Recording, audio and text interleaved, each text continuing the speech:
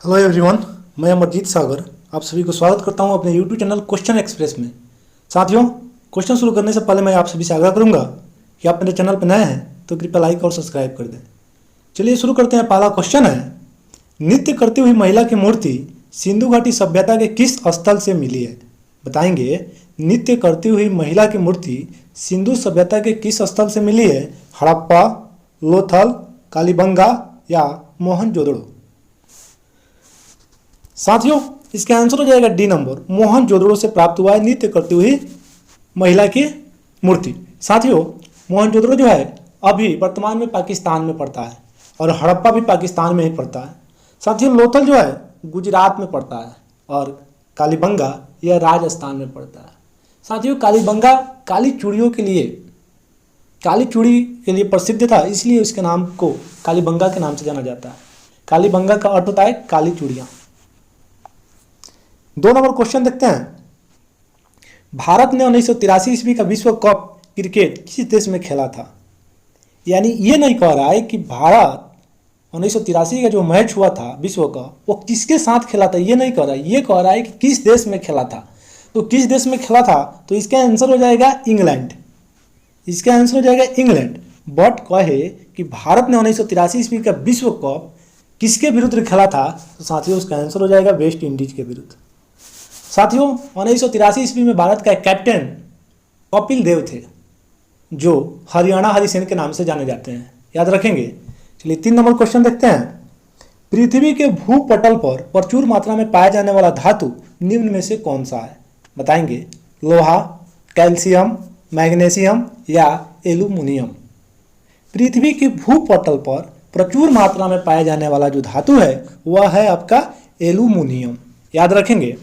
चलिए 4 number question की ओर चलते हैं और देखते हैं क्या कहता है।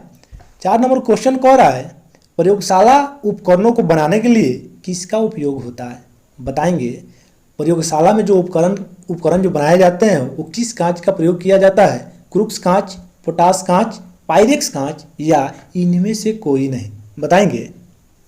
साथियों, इसका आंसर हो जाएगा सी नंबर, पायरेक्स कांच का।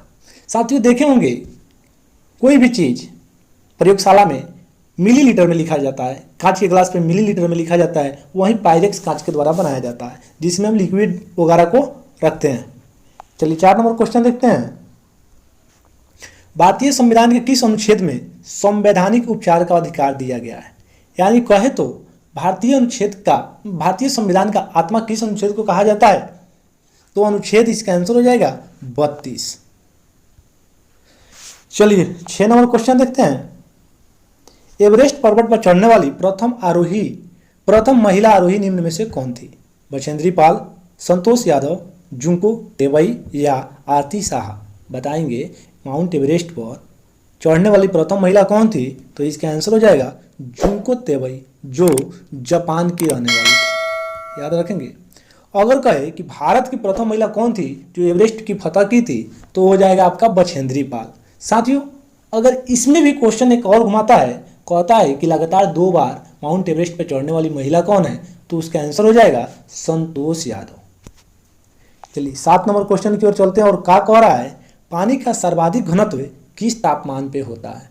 बताएंगे, पानी का सर्वाधिक घनत्व किस तापमान पे होता है? 0 डिग्री सेल्सियस, 4 डिग्री सेल्सियस या 6 डिग्री सेल्सियस या 10 डिग्री सेल्सियस? बताएंगे, पानी का सर्वाधिक घनत्व 4 डिग्री सेल्सियस पे होता है, याद रखेंगे।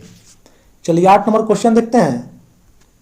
एशिया महाद्वीप का सबसे बड़ा देश निम्नलिखित में से कौन है? साथियों, वैसे तो महाद्वीपों की संख्या 7 है, जिसमें एशिया सबसे बड़ी महाद्वीप है और सबसे बड़ी महाद्वीप में सबसे बड़ा देश की बात कर रहा है तो हो जाएगा आपका आंसर चीन। साथियों, जनसंख्या की दृष्टि से भी और क्षेत्रफल की दृष्टि से भी एशिया का सबसे बड़ा देश चीन है, याद रखेंगे। चलिए 9 नंबर क्वेश्चन देखते हैं। विश्व की सबसे गहरी खाई मेरियाना गर्त किस महासागर में स्थित है? प्रशांत महासागर, अटलांटिक महासागर, आर्कटिक महासागर या हिंद महासागर? बताएंगे, विश्व की सबसे गहरी खाई मेरियाना गर्त किस महासागर में पड़ता है? तो इसका आंसर हो जाएगा 1 नंबर, प्रशांत महासागर में। साथियों, प्रशांत महासागर सबसे बड़ा महासागर और सबसे गहरा महासागर भी कहलाता है, याद रखेंगे। चलिए 10 नंबर क्वेश्चन की ओर और चलते हैं। क्या कहता है, भारतीय रेलवे में आमदनी का सबसे बड़ा स्रोत निम्न में से क्या है। यानी कहे तो भारतीय रेलवे में सबसे ज़्यादा इनकम किस क्षेत्र से आता है। माल भाड़ा से आता है, ब्याज से आता है, यात्री भाड़ा से आता है, या उपयुक्त में से सभी से। साथियों इसका आंसर हो जाएगा 1 नंबर, माल भाड़ा से अधिक आता है। साथियों आजकल तो हम लोग अगर 10 किलोमीटर 20 किलोमीटर की यात्रा करनी है तो विदाउट टिकट का भी जा सकते हैं, लेकिन ऐसा नहीं करना चाहिए।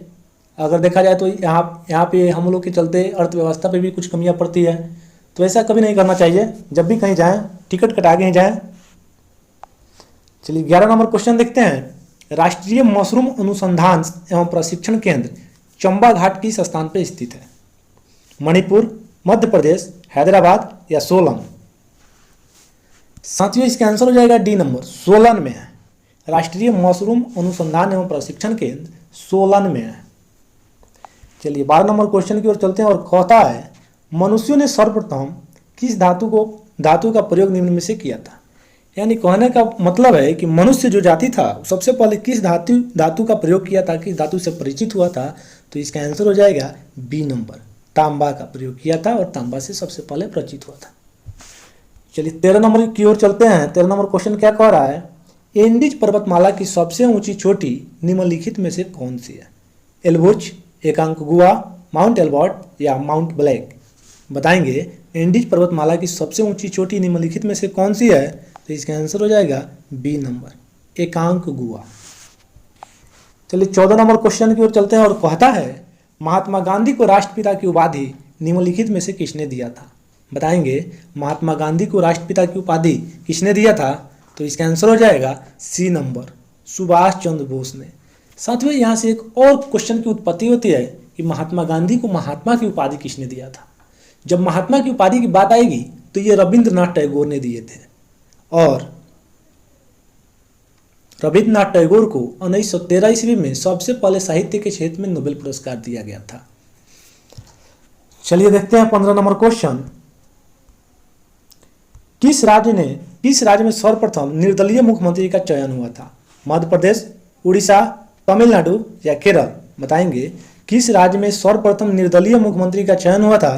तो इसका आंसर हो जाएगा बी नंबर, उड़ीसा में। साथियों उड़ीसा का मुख्यमंत्री अभी नवीन पटनायक हैं, याद रखेंगे। और 16 नंबर क्वेश्चन की ओर फटाफट चलते हैं और कहता है, रासायनिक यौगिक का सबसे छोटा संभावित यूनिट निम्नलिखित में से क्या है। बताएंगे रासायनिक यौगिक का सबसे छोटा संभावित यूनिट निम्नलिखित में से क्या है। अणु, न्यूट्रॉन, परमाणु या प्रोटॉन।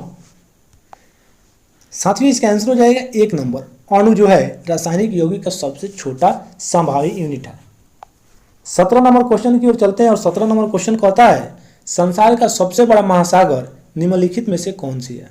प्रशांत महासागर, अटलांटिक महासागर, हिंद महासागर या आर्कटिक महासागर। प्यारे साथियों इससे पहले भी बताए हैं कि सबसे बड़ा महासागर और सबसे गहरा महासागर कौन सा होगा, प्रशांत महासागर ही होगा, याद रखेंगे। 18 नंबर क्वेश्चन की ओर चलते हैं। 18 नंबर क्वेश्चन कहता है, किसने मोहम्मद जिन्ना को कायदे आजम की उपाधि दी थी। यानी किसने मोहम्मद अली जिन्ना को कायदे आजम की उपाधि प्रदान की थी। जवाहरलाल नेहरू, सरदार पटेल, महात्मा गांधी या इनमें से कोई नहीं। साथियों इसका आंसर हो जाएगा सी नंबर, महात्मा गांधी ने कायदे आजम की उपाधि मोहम्मद अली जिन्ना को दिया था। साथियों यहाँ एक कन्फ्यूजन वाली क्वेश्चन की और उत्पत्ति होती है कि शहीद आजम किसे कहा जाता है। शहीद आजम साथियों भगत सिंह को कहा जाता है, और कायदे आजम कहे तो ये मोहम्मद अली जिन्ना हो जाएगा। साथियों यहाँ से एक और क्वेश्चन की उत्पत्ति ये होती है कि अगर पूछे कि पाकिस्तान का प्रथम गवर्नर जनरल कौन था तो ये हो जाएगा मोहम्मद अली जिन्ना, याद रखेंगे। और 19 नंबर क्वेश्चन की ओर बढ़ते हैं। 19 नंबर क्वेश्चन कह रहा है, पुर्तगालियों ने गोवा पर से अपना अधिकार कब समाप्त किया था। बताएंगे 1947 ईस्वी में, 1949 ईस्वी में, 1950 में या 1961 में।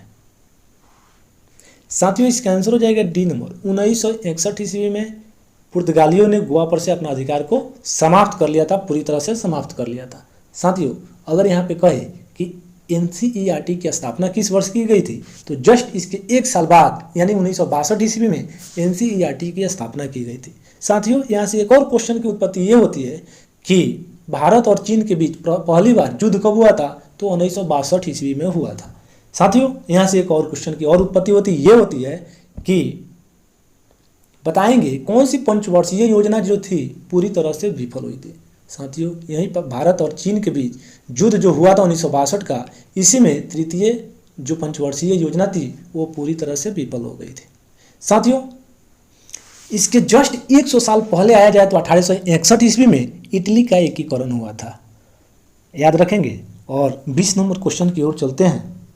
20 नंबर क्वेश्चन कह रहा है एशियन ड्रामा नामक पुस्तक के लेखक निम्नलिखित में से कौन है? गुरनाल मिंडल, विक्रम सेठ, आर के नारायण या कुलदीप नैयर। बताएंगे एशियन ड्रामा नामक पुस्तक के लेखक कौन है? तो इसका आंसर हो जाएगा 1 नंबर गुरनाल मिंडल। साथियों, अगर यह वीडियो आप सभी को अच्छा लगा हो, हेल्पफुल लगा हो, तो आप मेरे चैनल को लाइक करें, सब्सक्राइब करें और अपने दोस्तों के साथ शेयर करें। साथियों, सब्सक्राइब इसलिए हम कहते हैं क्योंकि बड़ा मेहनत से वीडियो बनाते हैं और एक मनोबल को हाई करने के लिए आप लोग की एक अंगूठा की आवश्यकता होती है जो हमें नहीं मिल पाता है। और थोड़ा सा मन निराशा ये हो जाता है, बहुत सोच समझ के वीडियो बनाना पड़ता है। साथियों, अगर आप लोग नहीं चाहेंगे, अगर आपकी एक अंगूठा से किसी का भी मनोबल हाई हो तो पीछे नहीं हटना चाहिए, उसको बढ़ा देना चाहिए। प्यारे साथियों, इस तरह का मॉक टेस्ट मैं डेली लेके आता हूँ। कोई सब्सक्राइब करे ना करे, फिर भी मैं अपने मनोबल को हाई रखता हूँ और हमेशा रखूँगा। एक्चुअली होता क्या है कि मैं आप लोग के लिए करता हूँ और जिसमें आप लोग की खुशी हो। चलिए, तो अगले नेक्स्ट वीडियो में मिलते हैं। तब तक के लिए आप सब अपना ख्याल रखें, कोरोना महामारी से बचें। जब भी ज़रूरत पड़े तभी बाहर निकलें, जब निकलें मास्क पहन के निकलें, मास्क लगा के ही निकलें। साथियों, बाहर से आने के बाद हाथ को साबुन से पूरी तरह से धोएं, सैनिटाइजर का यूज करें और अपने गांव समाज के लोगों को शिक्षित करें। बाहर जाने से रोकें, कोई बाहरी आदमी गांव में आए उसको रोकें। साथियों, इस महामारी में अगर हम लोग अपनी व्यवस्था को, हम लोग अपने स्वास्थ्य को अगर सही करके न रखें तो हो सकता है कोरोना महामारी हम सब पे हावी हो सकती है और जान भी जा सकती है। एक्चुअली होता क्या है कि कुछ लोग इसको मजाक बना के चलते हैं और कुछ लोग हैं समाज में जो शिक्षित हैं और वो समझाते हैं तो उनकी बात को आप भली भांति समझें। और मैं आशा करता हूँ कि आप सब समझ रहे होंगे। मैं आशा करता हूँ कि मेरे वीडियो पे कल से, आज से, जब भी आपको मौका मिले, अगर अच्छा लगे तो साथियों सब्सक्राइब जरूर कर दें। चलिए, तो अगले नेक्स्ट मॉक टेस्ट में मिलते हैं। तब तक के लिए आप सभी को जय हिंद, जय भारत, वंदे मातरम। आपका दिन शुभ हो।